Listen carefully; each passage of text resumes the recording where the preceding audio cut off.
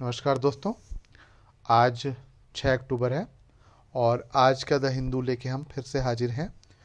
आज जो सबसे पहली न्यूज़ है वो है Nobel for work on click chemistry and quantum mechanics.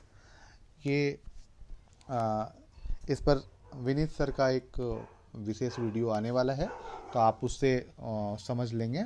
अभी एक वीडियो आया है जिसे मैंने चैनल पर डाल दिया है, उससे आप ये समझ सकते हैं कि नोबेल प्राइज़ की शुरुआत कैसे हुई और किस प्रकार से इसे बनाया गया, क्यों एक मौत का सौदागर जो है वो शांति के नोबेल तक पहुंच गया या शांति का नोबेल के रूप में उसे स्थापित करना पड़ा, है ना। तो ये आप वहाँ से पढ़ सकते हैं।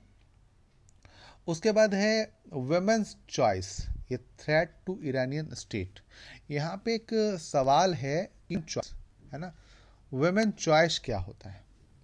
वुमेन चॉइस का मतलब है यहाँ पे जैसे एक तर्क दिया जा रहा है कि भारत में भी अभी आपने देखा होगा कि हिजाब को लेके मामला चल रहा है, और इसमें तर्क ये दे रहे हैं कि तुम महिला पे थोप नहीं सकते हो अपनी जो आइडियोलॉजी है या अपना जो निर्णय है वो महिलाओं पे थोप नहीं सकते हो।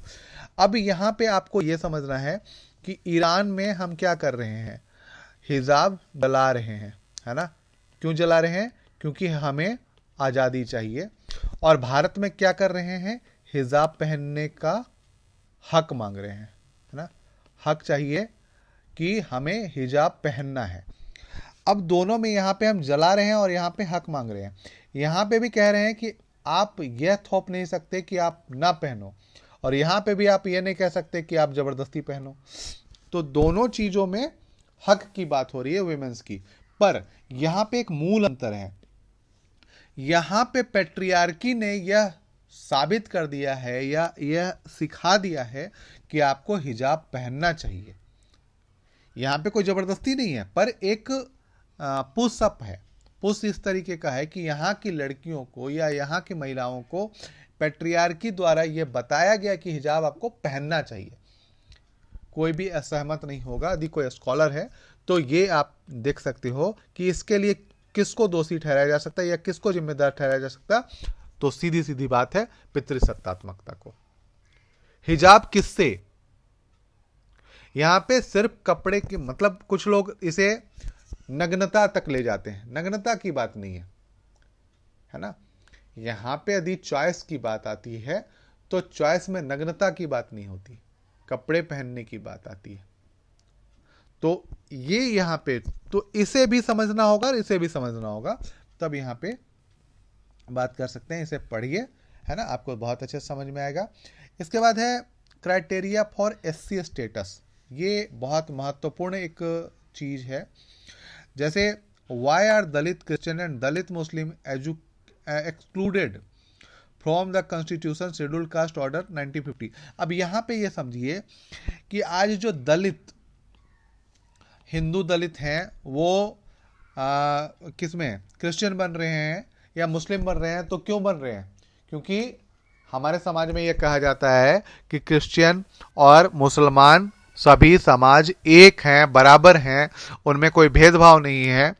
इसका बहुत अच्छा उदाहरण केरला में मिलता है, जहां पे आप देखेंगे कि जो अपर वर्ग के क्रिश्चियन हैं उनके लिए कब्रिस्तान अलग है और दलित वर्ग के क्रिश्चियन हैं उनके लिए कब्रिस्तान अलग है।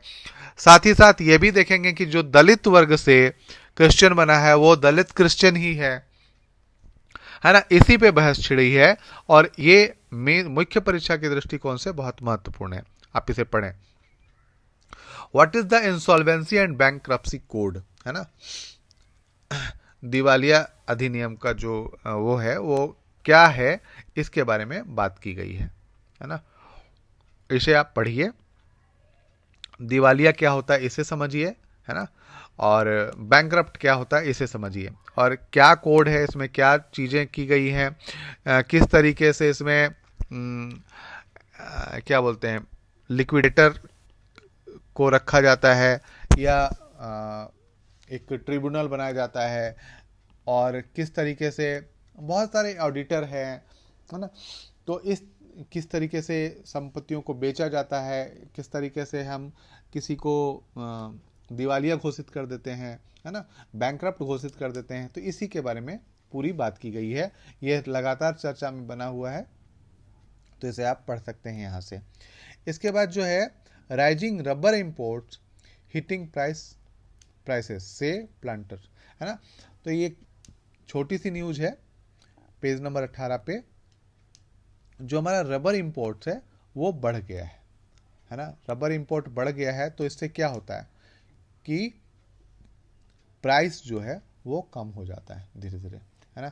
जैसे नेचुरल रबर के उत्पादन में काफ़ी मेहनत लगता है, और यदि हम आर्टिफिशियल रबर इंपोर्ट या बाहर से हम यदि मंगाते हैं तो इससे क्या होता है कि असर पड़ता है उस पर, उसी पे बात की गई है। इसके बाद एक और है oil rises as OPEC plus agree to deep cuts, US opposes move want lower prices, है ना। तो यहाँ पे कहा गया है कि जो उस पर बड़ी कमी की जाएगी, इसी पे बात की गई है, और अमेरिका ने इस पर वो चिंता जताई। Oil roses about 1% of Wednesday as OPEC plus members agreed to its deepest cut output since the COVID-19 pandemic despite a tight market and opposition to cuts from the United State and अंदर। यदि ये मान के चलिए कि output अधिक कम कर दिया जाए तो क्या होगा, बाजार में तेल की कीमतें फिर से बढ़ेंगी, है ना। और अभी बाजार में जिस प्रकार से मंदी चल रहा है, जिस प्रकार से बाजार पूरा का पूरा डावाडोल है, यदि इस प्रकार के उपाय मतलब इस प्रकार के कदम उठाए गए तो विश्व में क्या होगा, विश्व में सीधी सीधी बात है कि और हाहाकार मचेगा, है ना। विश्व में खाद्यान्न की कमी हो जाएगी, क्योंकि जैसे जैसे तेल की कीमतें बढ़ेंगी सभी चीज़ों की कीमतें बढ़ेंगी, और इसी पे बात की गई है ना।